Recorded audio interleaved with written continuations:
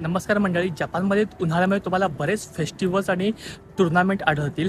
मी आत्ताच आलेलो आहे बॅडमिंटन टुर्नामेंटसाठी. ॲक्च्युली ही जी टुर्नामेंट आहे ती वॉर्ड ऑफिस म्हणजेच आपलं जसं आपण महानगरपालिका आहे तसं जपानमध्ये प्रत्येक शहराचं एक वॉर्ड ऑफिस असतं. त्या वॉर्ड ऑफिस थ्रू ही टुर्नामेंट आहे. त्यामुळं आमच्या मॅचेस हे आयदर फॉरेनर बरोबर किंवा जॅपनीज लोकांबरोबर असतील. कालची जी आत्ता आमची वॉर्ड ऑफिसची आहे ती नॉकआउट टुर्नामेंट असणार आहे. जपानमध्ये कॉम्पिटिशन ही कशा प्रकारची असते, किती लोक असतात आणि कशा प्रकारे टुर्नामेंट इथं घडवली जाते. हे आहे एतोगावा स्पोर्ट्स सेंटर आणि सेकंड फ्लोअरवरती सगळ्या मॅचेस आहेत आणि हे बघा एवढी पब्लिक आहे,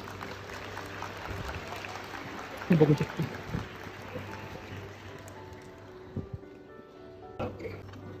男子4部試合番号2橋本さん